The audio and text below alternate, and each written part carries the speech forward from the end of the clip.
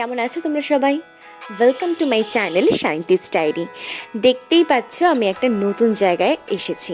হ্যাঁ, আমরা ইস্ট সিকিমে এসেছি। ইস্ট সিকিমে আমাদের একটা বন্ধুদের গ্রুপ নিয়ে আমরা ঘুরতে চলে এসেছি। তো সেখানে দেখতেই পারছো আমরা শিয়ালদা স্টেশন থেকে সমস্ত কিছু লাগেজ রেডি করে ডিনারটা ওখানে সেরেই রাত 11:30টার ট্রেন পদাতিক এক্সপ্রেসে উঠে গেছি।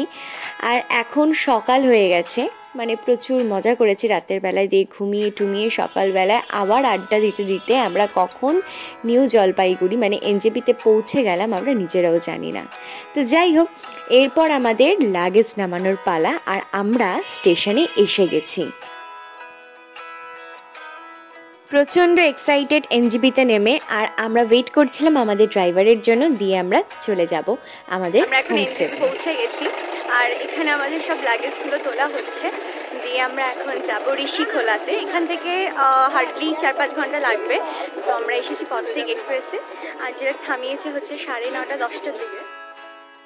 শুনেছি পাহাড়ি এলাকার জল নাকি ভালো না, মানে আমাদের নাকি স্যুট করবে না, তাই আমরা 50 লিটার জল কিনেই নিয়েছিলাম এনজেপি থেকে।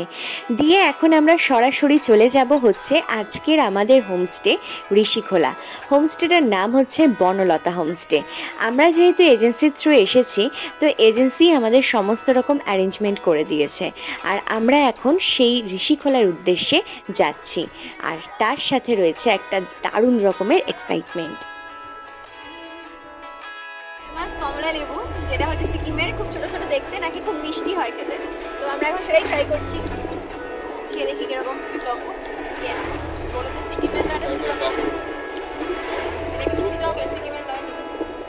এটা সিটরঙের লেবু, জাস্ট অসাধারণ মিষ্টি খেতে, আর অন্যরকম একটা টেস্ট। আমরা তো কলকাতায় খেয়ে থাকি, বাট এটার ফ্লেভারটা দারুণ দারুণ খেতে।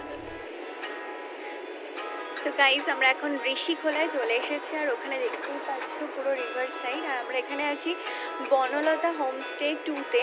তো আমরা প্রচণ্ডই টায়ার্ড, তো আমরা এখন সরাসরি চলে যাব হচ্ছে লাঞ্চে। লাঞ্চ করে আমরা ফ্রেশ হবো, দিয়ে বিকেলবেলায় সামনেই একটু যাব রিভার সাইডে। চলো দেখতে থাকো পুরো ব্লগটা। তো আমরা আমাদের হোমস্টেতে এসেই গিয়েছিলাম, আর এটাই হচ্ছে আমাদের আজকে ঋষিখোলার হোমস্টে। দেন আমরা লাঞ্চ করে নিই।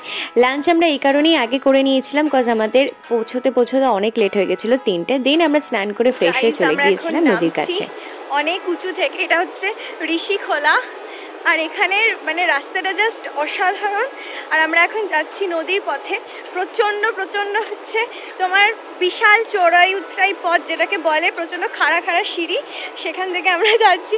ওপরটা অনেক দূরে আর নিচটায় পুরো নদী। তো আমরা যাচ্ছি।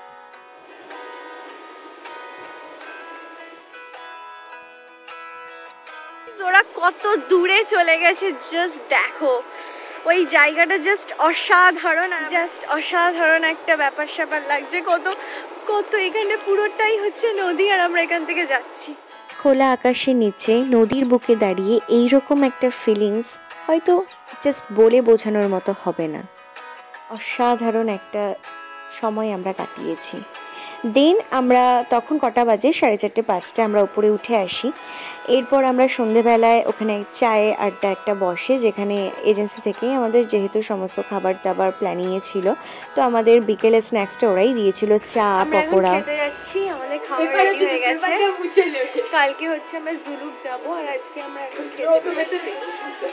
আর এই যে আমাদের হোমস্টের এই পার্টটা খুব ভালো, এই জায়গাটা খুব সুন্দর। রাতের ডিনারে ছিল আমাদের ফ্রাইড রাইস আর চিকেন কষা, তার সাথে স্যালাড। ছোট থেকেই শয়তান এই শাড়ি। হ্যাঁ, এরা তাহলে কি খেতে দেবে না? 4 নাইট 5 ডেজ ট্রিপের ডে 1-এর এক্সপিরিয়েন্স তো আমাদের দুর্দান্ত ছিল। আর তারপর তোমাদের সাথে আমি শেয়ার করব সিকিম ব্লগের পার্ট 2। তো ততক্ষণের জন্য তোমরা অবশ্যই চ্যানেলটাকে সাবস্ক্রাইব করো, আর ভালো লাগলে অবশ্যই লাইক শেয়ার কমেন্ট করতে ভুলো না। তো চল।